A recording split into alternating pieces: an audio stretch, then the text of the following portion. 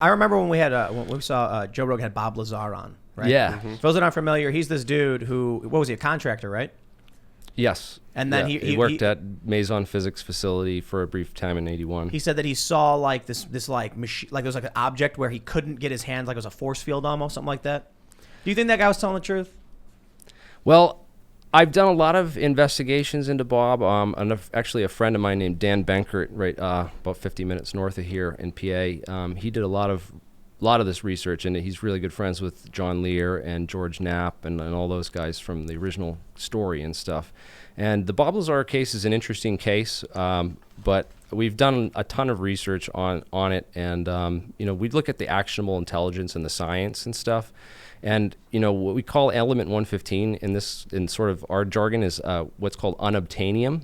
And unobtainium is like saying that, oh, well, you can have anti-gravity, but it's this element that can only be created in supernovas and really, really far galaxies, and we can't create it in our, labs and stuff. It's basically saying that, yeah, you can have anti-gravity, but you need this high-hanging fruit that you'll never, ever reach.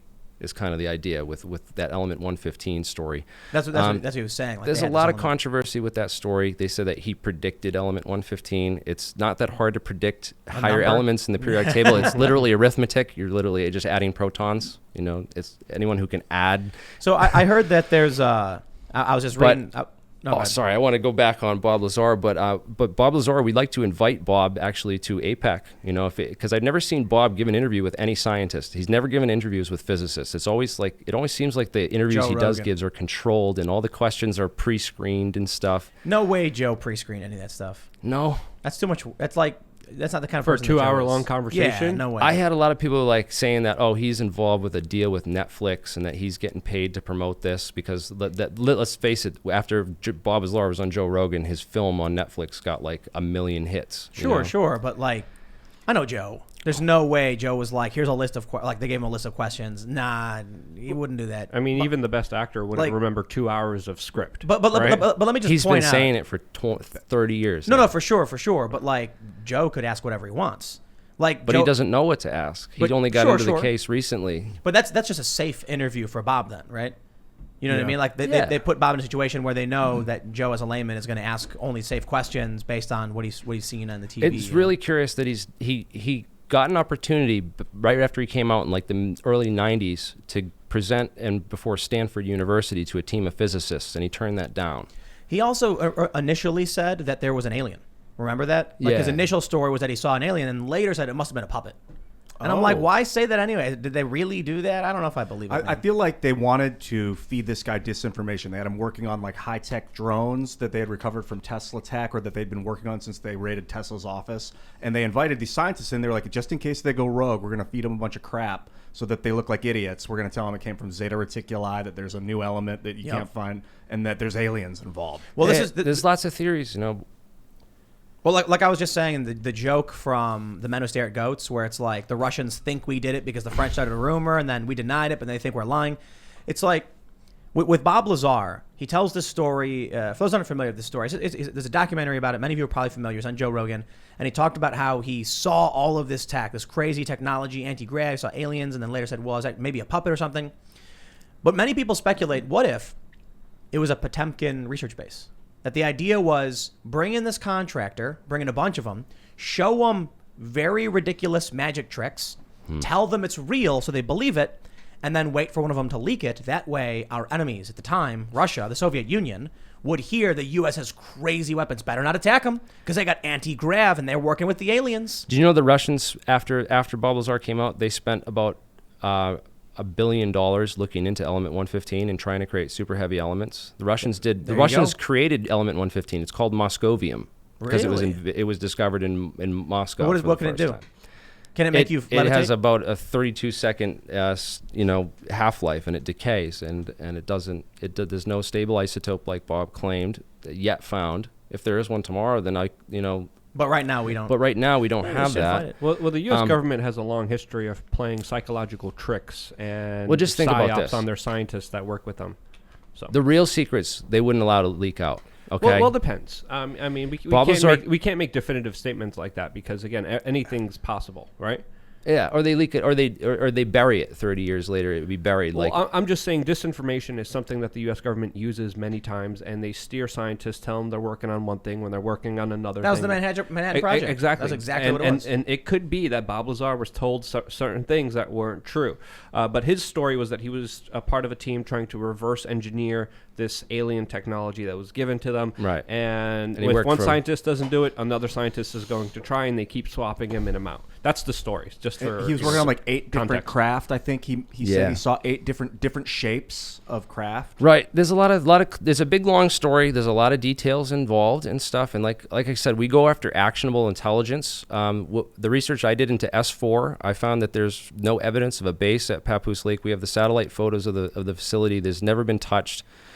Going back decades, so that we haven't found evidence of a base at Papoose Lake, but we did find a site for, which is at Tonopah Test Range, which is like literally right next to Area 51. So on a lot of these maps that show like Area 51 and S4, they're really talking about Site 4, which is at Tonopah, which is where a ton of these electronic countermeasures and other technologies were worked on. This is where they built and flew the F-117 and the stealth fighter and the bombers and stuff. I saw a story not that long ago, maybe a couple months ago, and it was talking about these strange sightings of strange vehicles appearing near a naval base.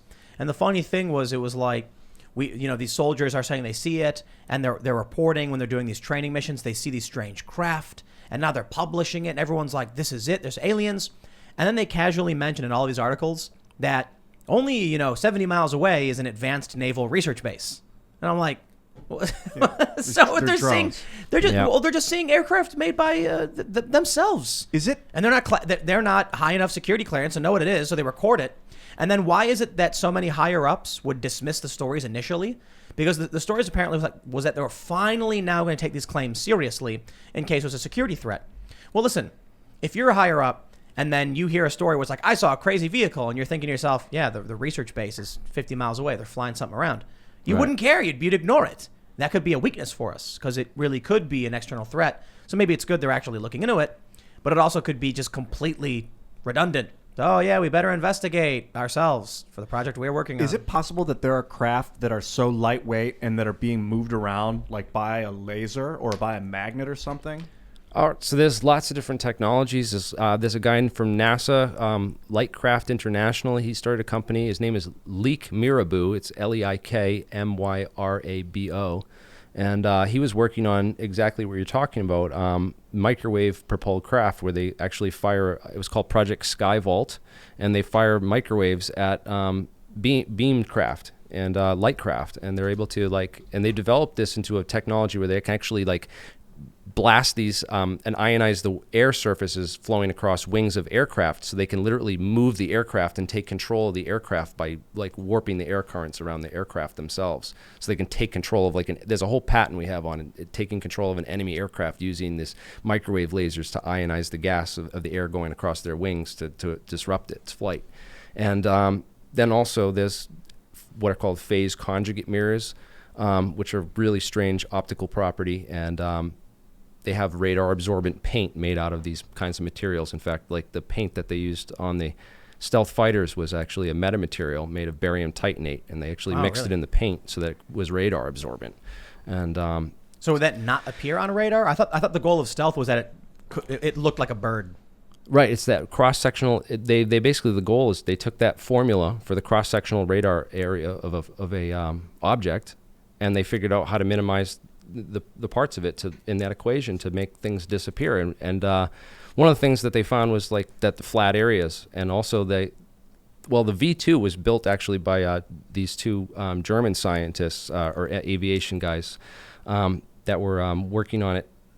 What were their names? There was a team of brothers, and they built the flying wing, the first flying wing, and it was actually they were calling it German stealth technology because actually the stealth was actually a byproduct. It wasn't actually an intentional part of the design. Because they built a flying wing, it didn't have that long fuselage and that long, because that's where the radar was bouncing off of on their planes, they found.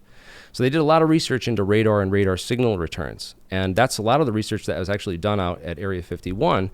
And it was headed by the CIA under a project called Project Rainbow, which was headed by a guy named Edward Mills Purcell. And Edward Mills Purcell was a physicist who won the Nobel Prize in the 60s for discovering nuclear magnetic resonance, and the fact that atoms are basically like spinning magnets, and they have resonances, and they have different rotations. I got to be honest, Jeremy. You made an extremely important point early in the show, and it kind of just sucked all the fun out of it. When you mentioned the need for the factories to build the nuclear weapons. I'm not saying people should build nuclear weapons. Let me make my point. I said, why can't a 12-year-old have a nuclear bomb? You said you got to have the factories, the refineries. So that means it's not absolute, it's not necessarily true, but when we're looking for the production of hovercrafts and UFOs and spaceships and alien tech, you'd see the factories and the industry. You'd see the industrial facilities. You'd recognize them in satellite images. Even if they blur them, they would still need way more production facilities than what we can actually see. I think they're underground.